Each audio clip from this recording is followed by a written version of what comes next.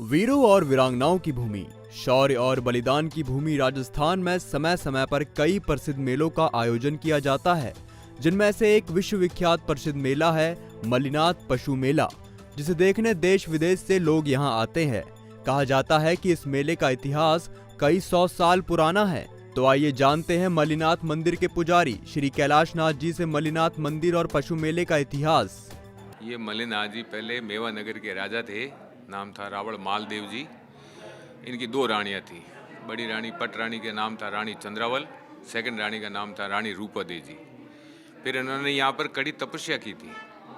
कड़ी तपस्या करके ये नाथ जी के चेले बन गए। जब से बन गए ये मल्लिनाथ जी, फिर इन्होंने यहाँ कड़ी तपस्या की। कड़ी तपस्या करके फिर जब ये यहाँ से भगवान इनको लेने के लिए आए, तब यहाँ से पैदल रवाना होकर के ये गए स्वर्ग में।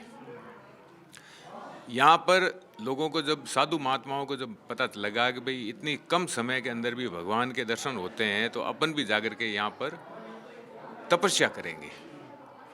तो तपस्या के लिए साधु महात्मा आने लगे। साधु महात्मा यहाँ बहुत सारे साधु महात्मा आकर के यहाँ लीन होने लगे। जब उनके पास में पहले तो साधन यही थे, ऊँट, घोड़ा और बैल। तो आदान प्रदान वो जब आज से 700 साल पहले से ही आदान प्रदान शुरू हुआ था, उसने गवर्नमेंट ने इसको पशु मेला घोषित कर दिया। ये मल्लिनाथ जी रावण मालदेव है, ये महेचा परिवार के वंशज है और ये यहाँ पर कई पर्चे हुए हैं। यहाँ पर जब ये मेला रहता है 15 दिन तक, जब तक पानी यहाँ का पानी मीठा रहता है, उसके बाद में पानी खारा हो जाता है। पहले के समय में यहाँ पर कभी भी अकाल नहीं पड़ता था।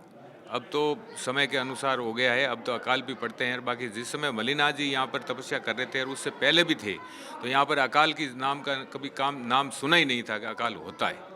ये है मल्लिनाथ। तो कितने सालों पुराना इतिहास है इस मंदिर का? ये मल्लिनाथ जी का मंदिर को बने हुए तो 350 पौने 400 साल हुए हैं। मल्लिनाथ जी को बने हुए मतलब जन्म से मृत्यु तक इनका है 750 साल के लगभग। और ये पशु मेला यहाँ कब से लगाया जा रहा है? पशु मेला करीबन, अब इतना तो मैं परफेक्टली तो नहीं कह सकता हूँ, बाकी 400 साल से ये 350 साल से ये पशु मेला हो रहा है। यहाँ पर आप मंदिर में कोई ऐसे चमत्कार को लेकर कोई यहाँ पे ऐसा कोई किस्सा आपके साथ साझा करना चाहें? मंदिर के अंदर अभी आप मेले के अंदर जाकर के नदी के अंदर या कहीं पर भी आप पानी के लिए आप गड्ढा खोदोगे तो उसमें आपको मीठा पानी मिलेगा। और जब ये मेला ख़त्म हो जाएगा, उसके बाद में जाकर के आप जब कभी भी आकर के यहाँ पर पानी के लिए आप गड्ढा खोदोगे तो उसमें खारा हो जाएगा। मंदिर के पुजारी श्री कैलाश नाथ जी ने जब हमें कहा कि इस मेले के दौरान मंदिर के पास 1 फीट गड्ढा खोदने से पानी निकल जाता है, तो यहाँ की तपती धूप और सूखी जमीन देखकर इस पर विश्वास करना मुश्किल था। इसलिए हमने वहाँ मौजूद लोगों के साथ मिलकर इस चमत्कार को परखने के लिए गड्ढा खोदा और परिणाम चौंकाने वाला था। मल्लिनाथ मंदिर के पुजारी जी कैलाश जी ने जब हमें बताया कि मंदिर के पास अगर आप जमीन में 1 फीट गड्ढा खोदते हैं तो इस सूखी धरती से भी पानी निकलने लगता है। ये देखने के लिए हमारे कुछ साथी यहाँ पर अगर आप देखेंगे तो गड्ढा खोद रहे हैं। अब देखते हैं कि इसमें पानी आता है कि नहीं आता है। तो यहाँ पर आप देखेंगे कि लगभग 1 फीट से भी कम यहाँ गड्ढा खोदा है और अंदर से यहाँ पर पानी निकलने लगा है।